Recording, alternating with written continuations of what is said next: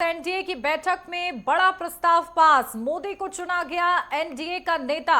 बैठक में सभी सहयोगी दल शामिल हुए हैं। ये बड़ी खबर, एनडीए की बैठक में बड़ा प्रस्ताव पास हुआ है जहां मोदी को चुना गया है एनडीए का नेता।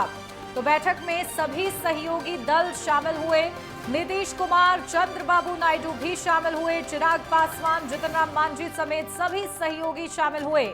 करीब 1 घंटे तक चली है एनडीए की गठबंधन की ये बड़ी बैठक और कई खास मेहमानों के साथ, जहां नीतीश कुमार, चंद्रबाबू नायडू भी साथ मौजूद रहे हैं। बड़ी बैठक हुई है और इसमें नरेंद्र मोदी को एनडीए का नेता चुना गया है। ये बड़ा प्रस्ताव पास हुआ है। तो ये बड़ी खबर आपको बता रहे हैं। अब एक बार फिर से नए सिरे से नई सरकार के गठन की प्रक्रिया जहां एक तरफ शुरू हो चुकी है, इस बीच एनडीए की बड़ी बैठक करीब 1 घंटे तक की बैठक चली है और इस बैठक में एनडीए के तमाम दिग्गज चेहरे नजर आए हैं, क्योंकि इस बार एनडीए को बहुमत मिली है, भारतीय जनता पार्टी को नहीं। और ऐसे में गठबंधन में सरकार बनने जा रही है, तो इसी को लेकर उससे पहले ये बड़ी बैठक और इस बैठक में नीतीश कुमार, चंद्रबाबू नायडू भी मौजूद रहे। चिराग पासवान, जितन राम मांझी सभी मौजूद रहे हैं और सभी की मौजूदगी में नरेंद्र मोदी को एनडीए का नेता चुना गया है। तो ये बड़ी खबर आपको बता रहे हैं, जहां एनडीए की बैठक में ये बड़ा प्रस्ताव पास हुआ है। मोदी को चुना गया है एनडीए का नेता। तो बैठक में सभी सहयोगी दल शामिल हुए हैं। तस्वीर भी बैठक से जुड़ी हुई हम आपको दिखा रहे हैं। और क्योंकि देखिए अब नए सिरे से सरकार बनाने की बारी है और इसी के लिए देखिए एनडीए सरकार ने नरेंद्र मोदी को नेता चुन लिया है और इसी के साथ अब जल्द ही शपथ ग्रहण समारोह के जरिए एक बार फिर से नरेंद्र मोदी ही प्रधानमंत्री बनते हुए नजर आएंगे।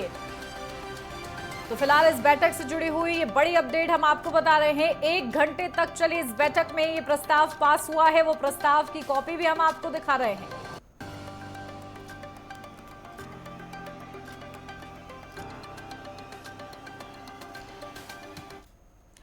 तो देखिए 2 तस्वीरें हम आपको दिखा रहे हैं, बेहद ही ज्यादा महत्वपूर्ण हैं। जहां एनडीए की बैठक प्रधानमंत्री नरेंद्र मोदी के नेतृत्व में, वो तस्वीर हम आपको दिखा रहे हैं। दूसरी तरफ तस्वीर पीएम मोदी एनडीए के नेता चुने गए हैं।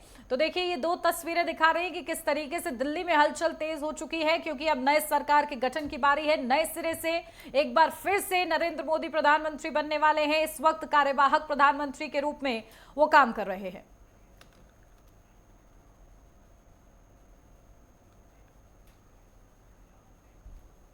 अपडेट लेते हैं, हमारे साथ हमारे वरिष्ठ संवाददाता राजकुमार चौधरी जुड़ गए, सीधा उनका रुख करते हैं। बिल्कुल, देखिए वाकई दिलचस्प ये आंकड़ा भी है, क्योंकि कहीं ना कहीं जिस तरीके से एनडीए ने ये 292 का जो आंकड़ा छुआ है वो वाकई खास है। लेकिन क्योंकि हर बार ये माना जा रहा था कि जिस तरीके से ग्राफ बढ़ता है, क्या इस बार भी ग्राफ बढ़ता है कि नहीं, वो नहीं मुमकिन हो पाया। लेकिन एक बार फिर से सरकार बनने जा रही है। हालांकि जो खींचतान मची हुई है राजकुमार, उसको लेकर क्या हलचल, उसको लेकर क्या खलबली है? देखिए उन्नति, एक बात जरूर ये तय करनी पड़ेगी कि इंडिया गठबंधन की तरफ से सरकार को बनाने का किसी तरीके के प्रस्ताव की जो सगबुगाहट है वो दिखाई नहीं दे रही है। वो एक बात जरूर उनमें दिख रही है कि सारे लोग इकट्ठा होकर किस तरीके से अपनी राजनीति को आगे चलाते हैं।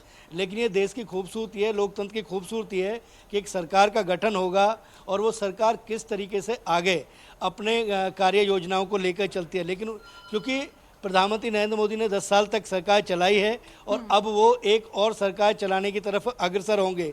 लेकिन राष्ट्रपति जो द्रौपदी मुर्मू हैं उनके ऊपर बहुत निर्भर करता है कि आगे घटनाक्रम किस तरीके से होगा। राष्ट्रपति भवन पर सभी की निगाहें आज टिकी होंगी। हमें उसका 7:45 बजे का इंतजार जरूर करना चाहिए कि प्रधानमंत्री नरेंद्र मोदी किस तरीके से जाकर अपना प्रस्ताव पेश करेंगे और आगे उन्हें क्या समय मिलता है। बिल्कुल, और देखिए कहीं ना कहीं अब जिस तरीके से चाहे फिर चंद्रबाबू नायडू हो या फिर नीतीश कुमार हो, अब उन्होंने अपना समर्थन पत्र क्योंकि सौंप ही दिया है राष्ट्रीय अध्यक्ष जेपी नड्डा के नाम, तो कहीं ना कहीं ये तो हो गया है कि एनडीए की तरफ से अब देरी नहीं की जाएगी अपना सरकार बनाने का दावा पेश करने के लिए।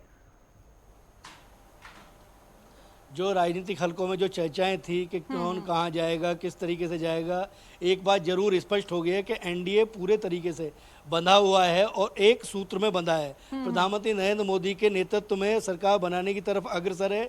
अगर एक बयान देखें तो जो बिहार के मुख्यमंत्री हैं नीतीश कुमार, उनकी तरफ से जो बयान आया है कि सरकार बनाने में कोई देरी नहीं करनी चाहिए, तो इसका मतलब ये है कि कहीं ना कहीं एनडीए जो है वो बंधा हुआ है और उसमें कहीं किसी तरीके की फूट फिलहाल तो नज़र नहीं आ रही है। लेकिन सरकार किस तरीके से आगे चलेगी, उसके क्या मापदंड होंगे, ये देखना बड़ा दिलचस्प होगा, क्योंकि स्पष्ट बहुमत की सरकार अभी तक प्रधानमंत्री नरेंद्र मोदी ने अपनी इस पर भारतीय जनता पार्टी हमेशा जो 272 का जो आंकड़ा था उसको निरंतर पार करती रही। इस बार 240 के साथ हैं, लेकिन साथ में गठबंधन को लेके एक साझे का जो घर होता है उसमें स्वाभाविक तौर पर थोड़ी सी चीज़ें तो सामने आती हैं, लेकिन क्योंकि 10 साल तक कोई लोग साथ रहे हैं, एक दूसरे के टेम्परामेंट को समझते हैं, एक दूसरे की चीज़ों को समझते हैं, तो जो योजनाएं हैं वो योजनाएं मुझे लगता है कि शायद आगे यथावत चलती रहेंगी। और समय के देखिए राजनीति में कभी कुछ कहना जो है जल्दबाजी होता है, उन्नति इंतजार करना चाहिए। हर पल हर क्षण कुछ भी हो सकता है। राजनीति जो है वो अंधे कुएं की तरह होता है, उसमें कहाँ से उम्मीद की कौन सी किरण निकल के आ जाए ये देखना बड़ा दिलचस्प होता है। क्योंकि नीतीश कुमार के बारे में जिस तरीके से कहा जाता रहा है, उनके लिए जिन शब्दों का इस्तेमाल किया जाता रहा है, वो यहाँ स्थिर रहेंगे नहीं रहेंगे ये कल की बात है, लेकिन अभी फिलहाल टिल डेट टिल टाइम उन्होंने कहीं ना कहीं एनडीए के साथ बने रहने की जो अपनी स्पष्टता है वो जाहिर कर दी है। और प्रधानमंत्री नरेंद्र मोदी शाम को जाके अपना दावा पेश करेंगे, सरकार बनेगी, सरकार किस तरीके से चलता है इस पर पूरे देश की और पूरे जो राजनीतिक विश्लेषक हैं उनकी निगाह भी बिल्कुल लगी रहेगी, और हमें भी शायद उन्हीं पलों का इंतजार करना चाहिए। बिल्कुल, लेकिन राजकुमार देखिए नीतीश कुमार इसलिए भी कहीं ना कहीं, क्योंकि देखिए समझा जाता है राजनीति में अपना नफा नुकसान देख के कोई भी इधर से उधर पाला नहीं बदलता है। ऐसे में नीतीश कुमार, क्योंकि अगर देखा जाए तो जिस तरीके से जिस भूमिका में है, बिहार में जो स्थिति हुई है जेडीयू के साथ मिलने के बाद, भारतीय जनता पार्टी के साथ, तो उसमें यह समझा जा रहा है कि कहीं ना कहीं किंग की भूमिका में तो वो अभी भी नजर आएंगे अगर वो एनडीए के पाले में भी रहते हैं, तो शायद इसलिए थोड़ी सी सिक्योर फीलिंग एनडीए को नजर आ रही होगी उनके साथ। देखिए उन्नति, अगर नीतीश कुमार को समझना है तो 30 साल पीछे चलना होगा, क्योंकि आंदोलन से एक व्यक्ति निकलता है और निकलने के बाद उसके बाद जब नेता बनता है, वो केंद्र में उन्हें अनुभव है, केंद्र में रेल मंत्री रहे, तमाम कई पदों को संभाल चुके हैं और केंद्र की राजनीति में बहुत सक्रिय रहे हैं, समाजवादी विचारधारा से जुड़े रहे, और एक आंदोलन के तहत वो निकल के उसके बाद जनता दल यूनाइटेड का उन्होंने अलग गठन किया, अलग पार्टी की समता पार्टी में रहे। तो तमाम जो राजनीतिक घटनाक्रम है अपने समय के हिसाब से जिस तरीके के उन्होंने जो निर्णय लिए हैं उसको लेकर जरूर राजनीतिक विश्लेषक ये बात कहते हैं, उनके बारे में जिस तरीके के शब्दों का इस्तेमाल जो किया जाता है कि पल में कहाँ वो चले जाएं कुछ पता नहीं होता। लेकिन क्योंकि इस समय एक उम्र का भी तकाजा होता है, जब आदमी राजनीति अपनी करता है तो 70 साल की जब उम्र के आसपास आदमी पहुंचता है तो कई बार मैच्योर डिसीजन लेने पड़ते हैं। और ये जो इस समय की जो परिस्थितियाँ हैं, क्योंकि हिंदुस्तान जो है पूरी दुनिया, ये जो हिंदुस्तान की जो सरकार बन रही है इस पे केवल हिंदुस्तान के पॉलिटिशियन की निगाह नहीं है, पूरी दुनिया की इस पे निगाह है।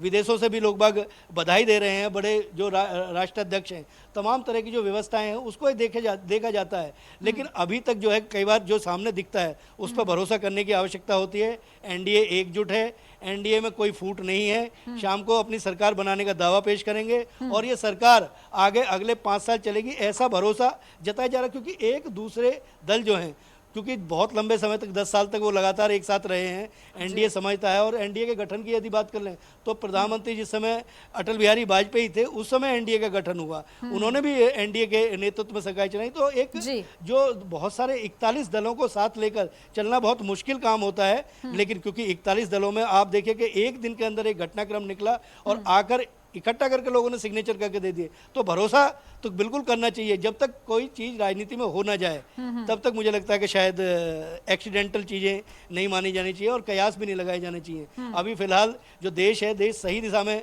जाने का प्रयास कर रहा है। प्रधानमंत्री नरेंद्र मोदी तीसरी बार शपथ लेंगे, उनकी कैबिनेट में किसको क्या पोर्टफोलियो मिलेगा, किसको क्या चीज़ें होंगी, एक बहुत शानदार एक मंत्रिमंडल उन्हें बनाना होगा। एक चुनौतियां उनके सामने होंगी स्वाभाविक तौर पर, क्योंकि स्पष्ट बहुमत की सरकार चलाना और एक मिलजुल के सरकार चलाने में थोड़ा सा जरूर अंतर होता है। लेकिन ये जरूर स्पष्ट है कि शाम को आज की जो शाम है, आज की रात जो है वो बिल्कुल राजनीति में कातिल इसको माना जाना चाहिए, कत्ल की रात इसको माना जाना चाहिए, क्योंकि विपक्ष के लोग भी कहीं ना कहीं बैठे हैं। कल का सवेरा किस तरीके से आएगा, लेकिन आज की शाम होते होते जरूर राजनीतिक घटनाक्रम चेंज होंगे और शायद शाम तक, रात तक आज ये भी डिसाइड हो जाए कि किस दिन शपथ ग्रहण होगा अगली सरकार का। बिल्कुल, देखिए सरकार बनाने की तो चुनौती है ही, इसके साथ सरकार को कायम कैसे रख पाते हैं, उन दलों को तमाम अपने साथ कैसे एकजुट रख पाते हैं, ये भी बड़ी चुनौती रहेगी आने वाले समय में। ठीक है, बहुत शुक्रिया राजकुमार आपका तमाम जानकारी।